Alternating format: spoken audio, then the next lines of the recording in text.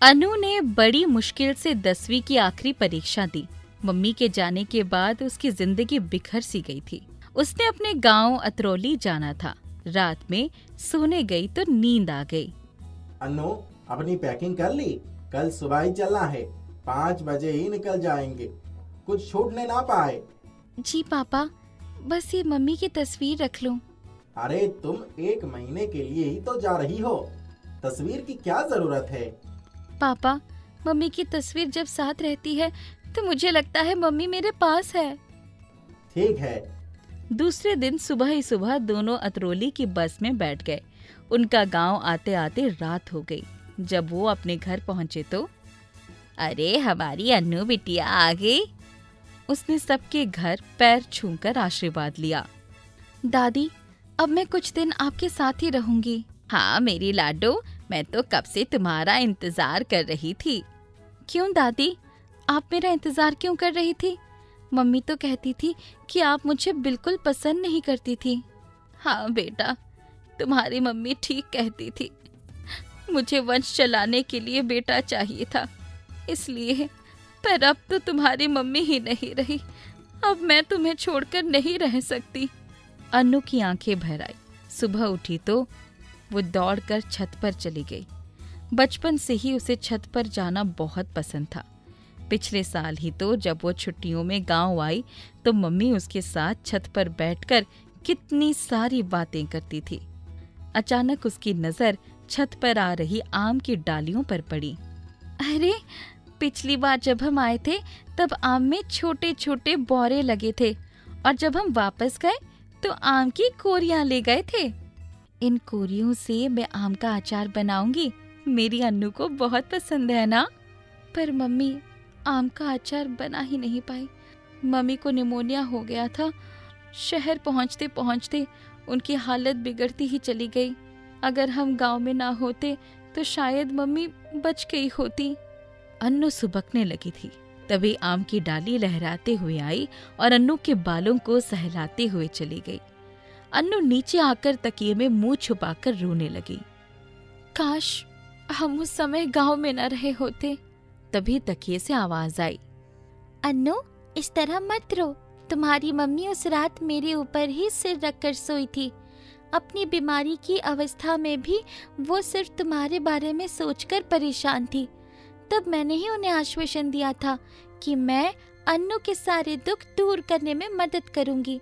बस एक बार उसे गांव आना होगा, तब जाकर वो चैन की नींद सोई थी। ओह माय गॉड, क्या सचमुच? हाँ हाँ सचमुच। देखो, मेरे पास आते ही तुम्हारे सारे दुख दूर हो गए ना। हाँ, तुम बिल्कुल ठीक कह रही हो। तुम्हें सीने से लगाकर ऐसा लग रहा है कि मेरी माँ मुझे मिल गई हो। मैं तुम्हें अपने साथ ले जाना चाहती हूँ। मैं भी चलना चाहता हूँ, पर तुम्हारी दादी यहाँ अकेली रह जाएंगी। मैं दादी को मना लूंगी। प्लीज तुम चलो ना। अभी तो तुम 1 महीने के लिए आई हो ना, तो गांव में खुशी के पल बिताओ। हाँ हाँ ठीक है। अनु कूदती फांती बाहर आई तो कहाँ चली गई थी बिटिया? कब से तुम्हारी लस्सी बनी हुई है। दादी मैं आ गई, लाइए दे दीजिए मेरी लस्सी। अनु झटपट लस्सी खत्म की। देखो दादी, मेरी मूंछें बन गई। अम्मा, जब से सुधा की मौत हुई इतना खुश तो उसको कभी नहीं देखा। कुछ ज्यादा ही खुश है ना? हाँ बेटा, रहने दो। जब तक छुट्टियां हैं यही रहने दो इसे। थोड़ा मन बदल जाएगा। हाँ, बड़ी मुश्किल से अपनी 10वीं की परीक्षा दे पाई है। अम्मा, मैं कल चला जाऊंगा। ठीक है। दूसरे दिन सुबह ही अन्नू के पापा चले गए। अन्नू थोड़ा उदास हो गई। अपने कमरे में आई तो अन्नू, तुम्हारी छत पर कुछ लोग तुम्हारी राह देख रहे हैं।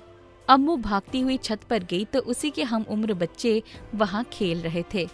अन्नू आ गई। हाय, तुम लोगों के पेपर्स कैसे हुए? थोड़ी देर में ही सब घुल मिल गए। अन्नू को बहुत मजा आ रहा था। तभी ठीक है, मैं भी आती हूँ। जब सब बगीचे में गए तो अजय पहले से ही वहाँ मौजूद था।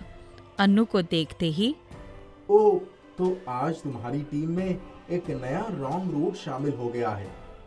जी, बड़ा अच्छा लगा आपसे मिलके। मेरा नाम अन्नू है। मैं सिर्फ यहाँ खेलने आई हूँ, तुम्हारी तरह रुआब झाड़ने नहीं आई। उसकी मधुर आवाज में क्या जादू था। अजय झट से उसके करीब आकर, अरे अनु, गुस्सा छोड़ो, हम सब मिलकर खेलेंगे और अपनी छुट्टियों को यादगार बना देंगे। फिर सबकी दोस्ती हो गई। 1 महीने के समय कैसे बीत गया पता ही नहीं चला।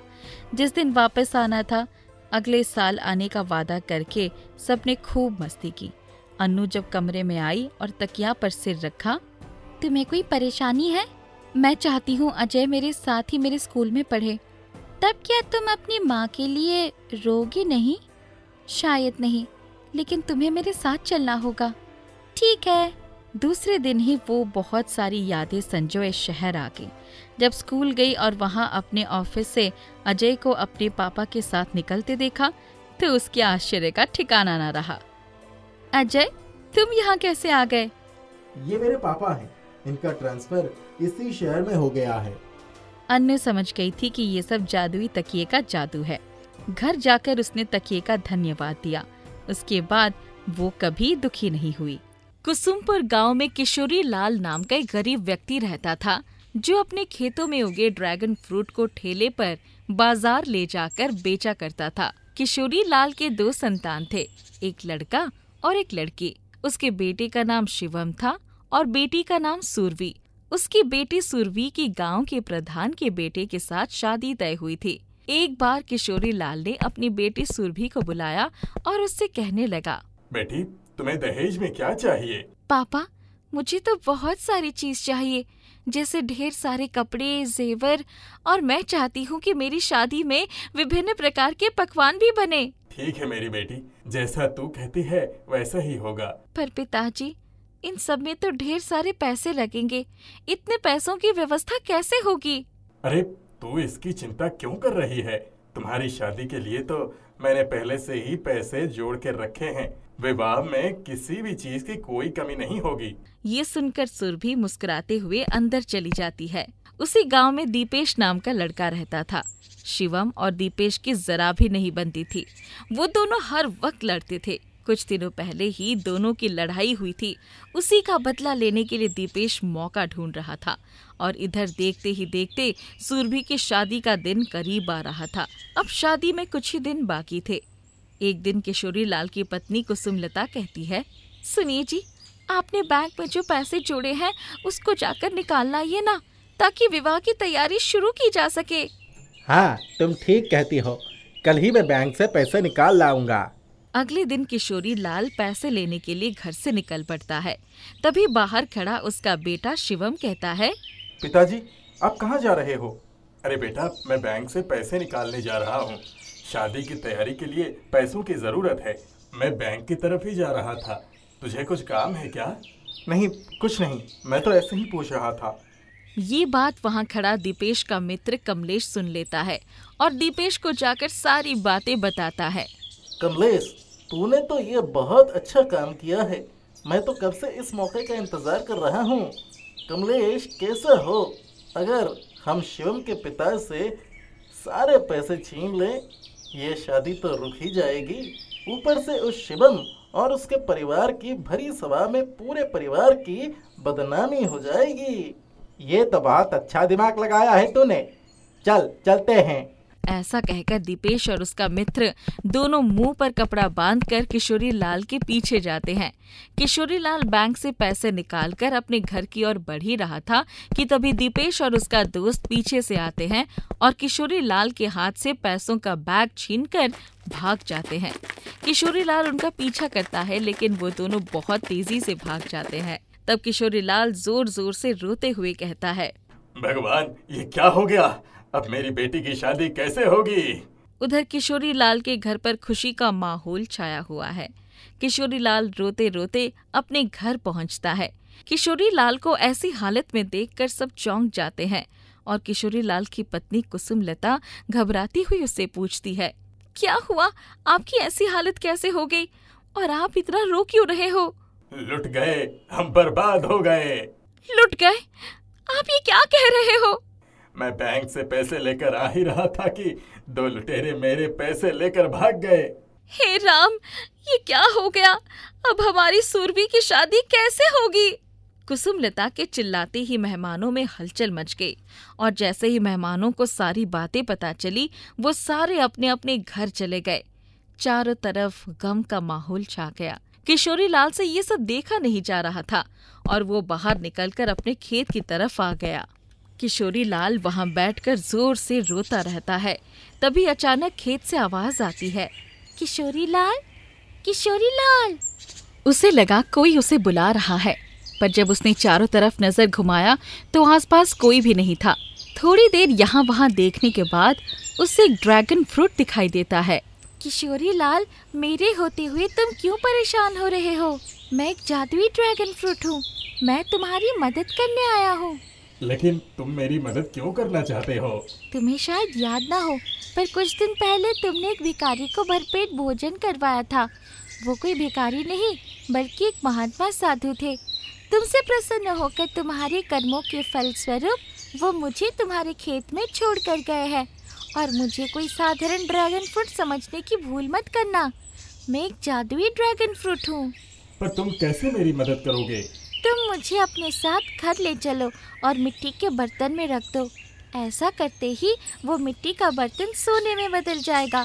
तुम उन्हें बाजार में बेच देना। उसके बदले में जो भी पैसा मिलेगा उस पैसे से अपनी बेटी की शादी धूमधाम से करवाना। किशोरी लाल जादुई ड्रैगन फ्रूट की बातें सुनकर खुश हो जाता है। उसको अपने साथ ले जाता है। घर पहुंचकर अपनी पत्नी को कमरे में बुलाकर सारी बातें बताता है। फिर घर के सारे मिट्टी के बर्तन एक जगह इकट्ठा करता है और एक एक करके सारे बर्तनों में जादुई ड्रैगन फ्रूट को रखता है। जादुई ड्रैगन फ्रूट को रखते सारे मिट्टी के बर्तन सोने के बन जाते हैं। किशोरी लाल की पत्नी ये देखकर दंग रह जाती है। किशोरी लाल दोबारा सभी मेहमानों को आमंत्रित करते हैं और अपने घर पर फिर से शहनाया बजने लगती है। फिर से चारों तरफ खुशियों का माहौल छा जाता है। किशोरी लाल और शिवम सुरभि की शादी बहुत ही धूमधाम से करते हैं और सुबह शिवम खुशी खुशी अपने बहन को विदा कर देता है। उसकी बहन को विदा करते देख दीपेश हैरान रह जाता है। उसे तो अपने आंखों पर यकीन ही नहीं हो पा रहा था और वो खुले मुंह हैरान होकर देखता ही रह गया।